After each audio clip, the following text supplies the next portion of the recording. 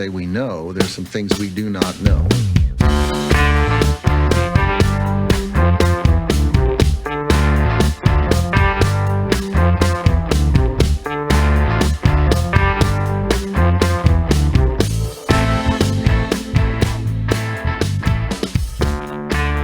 Hey, welcome back. I'm Kirby Dubry, and this is the Things You Don't Know podcast. Today, we're talking about witchcraft. I'm just jumping right into it. I'm really bad at these introductions still. So yeah, we're jumping right in and talking about history of witchcraft,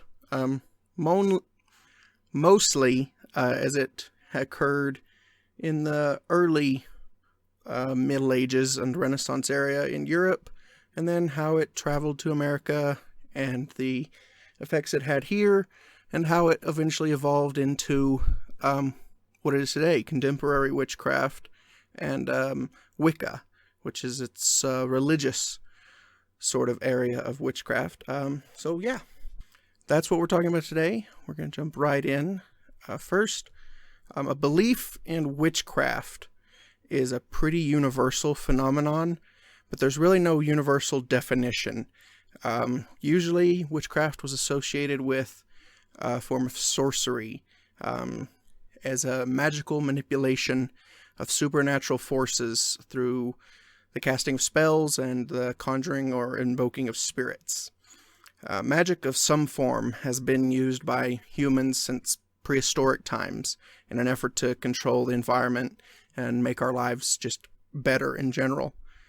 It's pretty well documented that shamans and wise men and such as that have existed for a long, long time. It wasn't really until the Middle Ages and the Renaissance area that witchcraft and sorcery and forms of magic like that became associated with heresy and evil and devil worship. Contemporary witches have been working really hard to redefine witchcraft into a more positive light, and it's practiced in various forms around the world today, sometimes in conjunction with or as a religion. Sometimes it's totally secular, and it's just a way to manipulate their environment and to control their life in a more positive manner. But for most of us, witchcraft, when we hear the word, what comes to mind is the Inquisition, which is probably the first big thing about witchcraft everybody learns about. It began in the 13th century. That was the Christian churches campaigning to abolish heretics, people who spoke out against them and against the Christian faith. But it was turned almost exclusively onto witches in the mid-15th century. Modern historians estimate somewhere between 150,000 to 200,000 so-called witches were executed as heretics in a 250-year time frame that the Inquisition took place in. The association of witches with heresy occurred really slowly over the centuries. Prior to the Middle Ages, witchcraft and sorcery were considered basically the same, and they were treated as a civil crime, usually punished with fines rather than death, as heresy was. And just to clarify, sorcery was what was considered an evil practice of magic, a magic that was intended to harm or bring misfortune to people. So witchcraft and sorcery were associated almost as about the same prior to the Middle Ages. Under Roman law, there were distinctions made between white witchcraft, such as healing and divination, and sorcery and black witchcraft, which were harmful to people. But if white witchcraft could have been found to have caused harm or death, the white witchcraft practitioners were treated as black witchcraft practitioners. But under canon or Christian law, that distinction really just disappeared, and all forms of witchcraft and sorcery were considered heresy and punishable by death.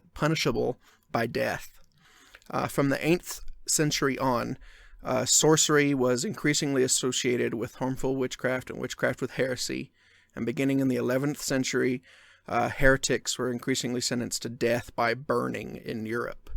A series of papal bulls and canon laws, which are just declarations coming straight from the Pope and the Vatican, denounced witches as evil devil worshippers. And that continued to boost the demonization of witchcraft among the people of Europe in general. And by about the 1320, the church was charging people of heretical sorcery. Though it wasn't until a papal bull issued by Pope Innocent VIII in 1484 that the full force of the Inquisition was turned against witches. And this is what prompted the publication of the Malleus Maleficarium, which was the guidebook, essentially, for inquisitors on how to discover and punish witches in Europe. Usually these accusations of witchcraft, they started with simple sorceries and spells perceived to harm others. And most villages at the time had a local healer or a wise man or just someone that they considered strange, who would occasionally, have an argument with a neighbor or be seen muttering complaints and curses under their breath. And as soon as a crop failed or a lamb died, they would be accused of witchcraft, and the inquisitors would be called in, and the people would be hauled off, and they'd often be tortured, either until they died or they confessed to black magic and devil worship. And if that was the case, they were often forced to name accomplices in the village. The force of the Inquisition was strongest in Germany, and that's where an estimated 100,000 deaths alone occurred. And as well as in France and Switzerland, especially in the 15th and 16th centuries. But the witch hysteria, it peaked right around between 1560 and 1660, and then it tapered off over the next 90 years or so. In Britain, though, witch hunting took a whole different form than the European Inquisition, and it occurred a lot later. Through much of the witch hysteria in Europe, witchcraft in Britain remained a civil issue, and a witch's heresy was not judged, but rather her power to bring harm to others through black magic was what was put on trial. So, and in 1542, though, Henry VIII passed the first Witchcraft Act, which provided for witches to be tried and punished by the state, and it made conjuring of spirits, divining, and the casting of false or malicious spells a felony. Such offenses were punishable by death, but however, records only show that only one case was brought to trial under this law, and he was actually pardoned, and it was repealed entirely in 1547. The second Witchcraft Act was passed in 1563 by Elizabeth I as a result of the church putting pressure on her and the public putting pressure on her to address rising fears of witchcraft. But that act was again repealed in 1604 with nobody tried under it. But then a third and a much tougher act was passed in England and Scotland that called for the death by hanging for the first conviction of malicious witchcraft. They never burned anybody in Britain. It was all done by hanging. This act made it a felony to conjure, consult, entertain, covenant with, employ, feed, or reward any evil spirit. And that's the first time sort of a devil's pact was addressed in a law concerning witchcraft. Prior to that, it was just considered a human act of malicious intent. So this was the first time that the devil was seen to have a hand in it. That act remained in place until around 1736, and that's when England witch hunting hysteria peaked. Witch hunting was a profitable profession in England. They were paid quite a bit for finding witches, and it led to a lot of famous witch finders, such as Matthew Hopkins, who you may have read about in history. He was the most prolific witch finder in England from 1640 to 1730 or so, and through the 1640s. He made a really good living identifying witches, most of the time by less than truthful means, such as a common or a supposed way to discover a witch in England at the time was to prick them with a pin, and if they didn't bleed, they were a witch.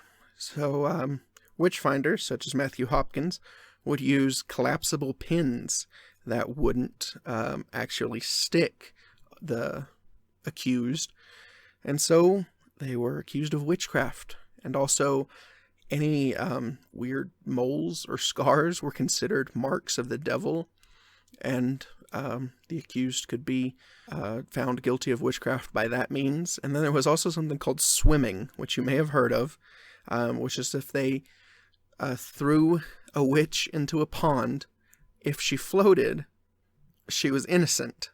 If she sank, she was innocent. If she floated, she was a witch. So basically, if you drowned, you weren't a witch. But if you floated and survived being thrown into a pond, you were accused of being a witch and hung. So, little bit of a conundrum there for the accused.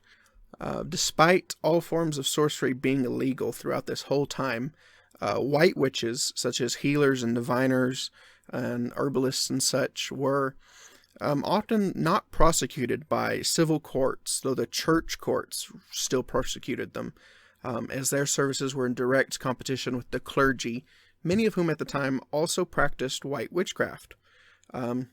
The punishments, though, for this were usually light fines and not death by hanging. And this is when witchcraft comes to the American colonies. Around the 1640s, it had just reached its peak in England, and it never really grew to the hysteria of England and Europe. The first hanging of a witch in America occurred in 1647 in Connecticut. And then there were the mass trials in Salem in 1692, which you've all probably heard of, the most famous witch trial in America. Everybody in that was tried under the 1604 Witchcraft Act in England. There were 31 people condemned and 150 accused in Salem, most of which was due to hysteria, as anybody who's read The Crucible probably is aware. But despite all of that, only a dozen or so executions or punishments of witches occurred in New England and American colonies. And it was really actually under some circumstances, witchcraft in America wasn't punished at all. Pennsylvania law under William Penn was very tolerant, and that made it possible for German immigrants to establish their own sort of witchcraft culture in Pennsylvania. But by the 1730s, persecution of witches by officials had largely stopped in Europe, England, and America, though there are, of course, a few isolated cases of people taking the law into their own hands for several more decades. The last execution of witches occurred in France in 1745. A woman named Anna Maria Schwegel was the last accused witch to be executed by beheading in 1775. And between 1745 and 1775, there had been no trials or persecution of witches in Europe or America. And in fact, in America, the public disgust was so bad about what happened in Salem that the Salem colony repented and took back all of everything they did. And in 1711, most of the still living accused in Salem had their civil rights reinstated to them. 22 of the 31 persons convicted had their civil rights returned to them, though the rest didn't get them restored until 1957, though by then it was mostly a honorary technicality thing. Witchcraft finally began to lose its connections to heresy and return to the domain of folk magic and village healers around that time. A lot of the public, of course, still perceived a witch as someone who was in league with the devil, but they continued to rely heavily on people such as cunning men and witch doctors and white witches and shamans for healing, fertility, and divination. And in the 18th century, white witchcraft flourished, and in the 19th century, rural populations still held on to their anti-witch sentiments, and outbreaks of violence against suspected witches continued through the late 19th century and early 20th centuries, But the rise of spiritualism in the 19th century and with the Industrial Revolution did a lot to quell the fears of the urban population, and witchcraft as a whole was a lot more accepted in city centers than it was in rural villages and such. And in 1951, the Witchcraft Act in England was replaced by what was called the Fraudulent Mediums Act. And that was the first time in 300 years that witchcraft in Britain was not considered a crime. And that repeal of Witchcraft Act is also when we see the very first public showing of witchcraft as a religion, centered on the worship of a goddess figure and her consort, the god, which is going to be what is considered by most today as Wicca. And we see that with a man named Gerald Gardner publishing a body of rituals and craft laws that he attributed to his coven. Gardner, he's considered the father of the movement to reconstruct witchcraft into a neo-pagan religion.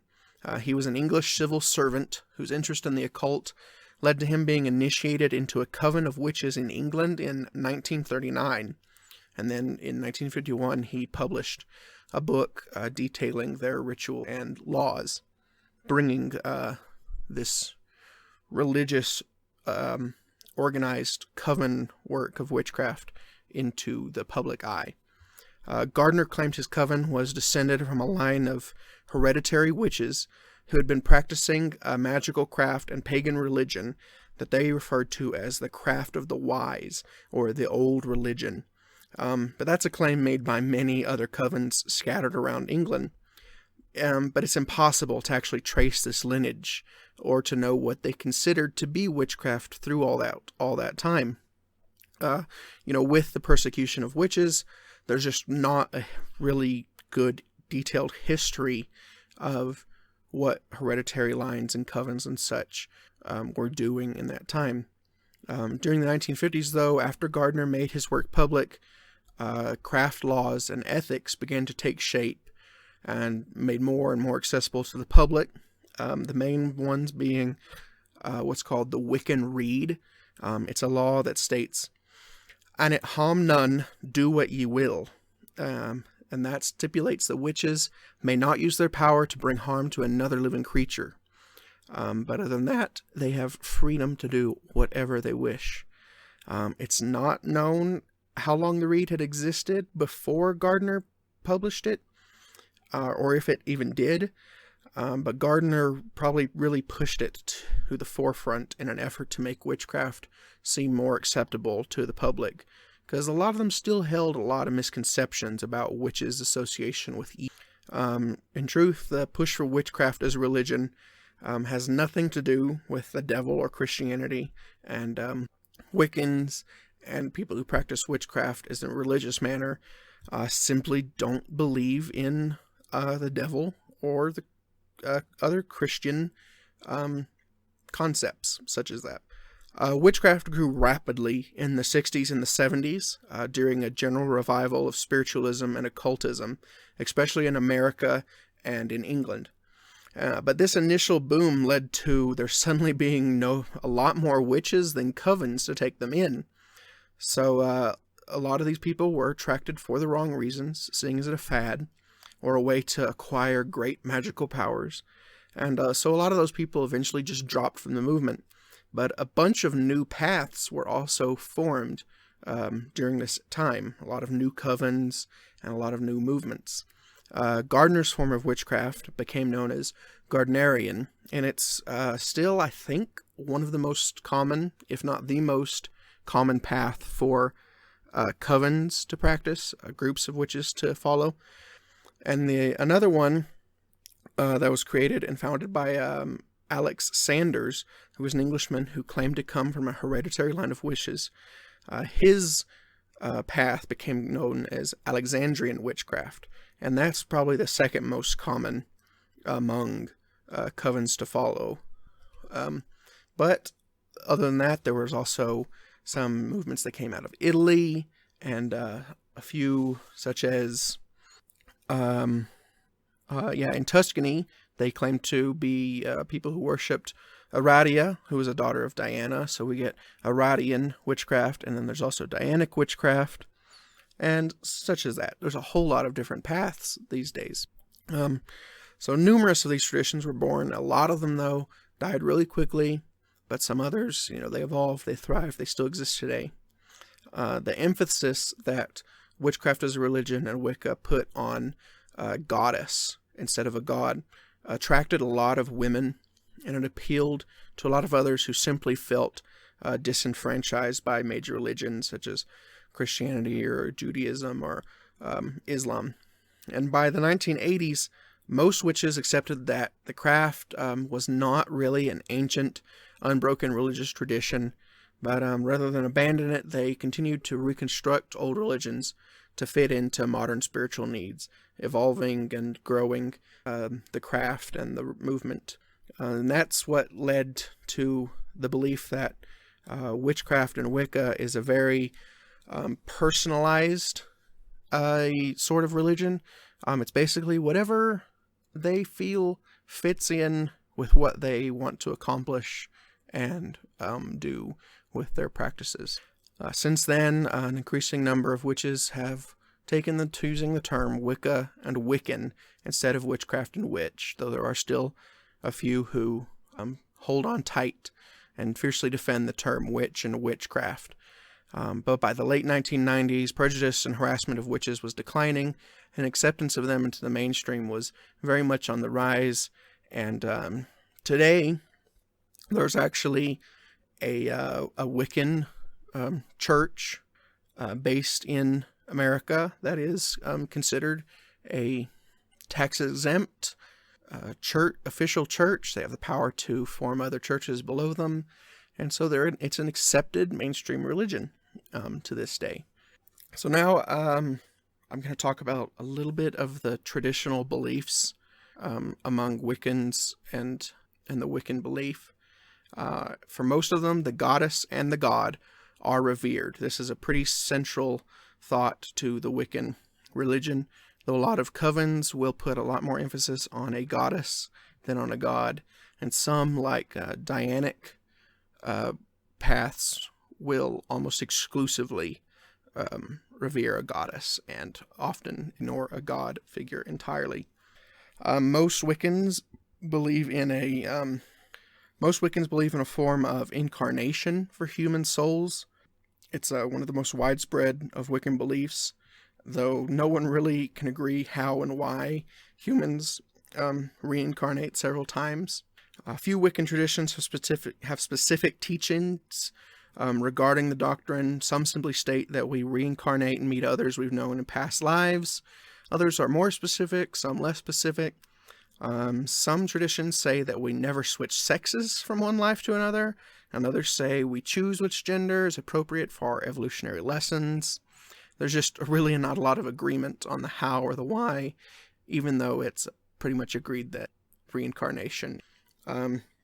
Most of them agree that power can be sent in a non-physical form to affect the world in a positive way.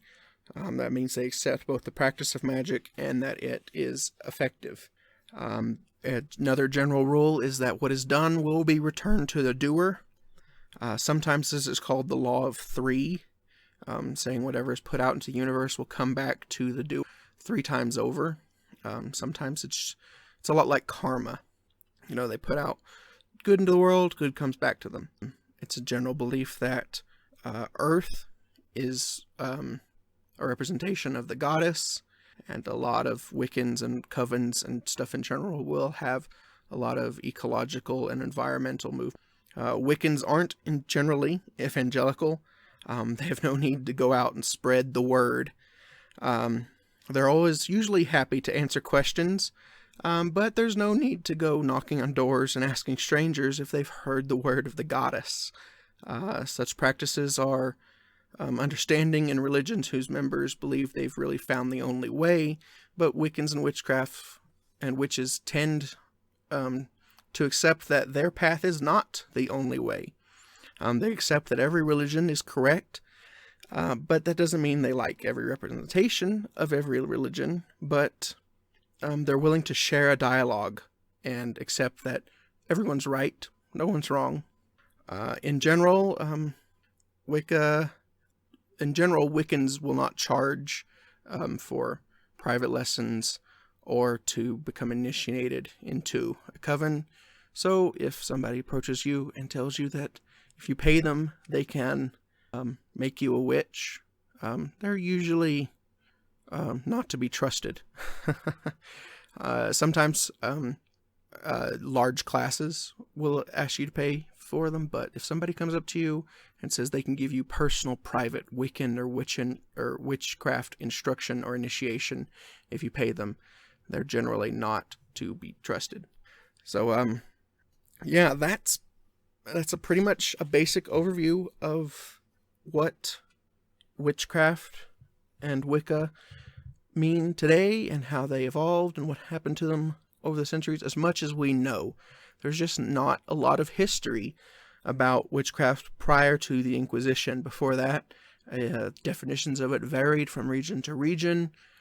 Definitions of what was white witchcraft and black witchcraft and sorcery and shamanism varied, sometimes village to village.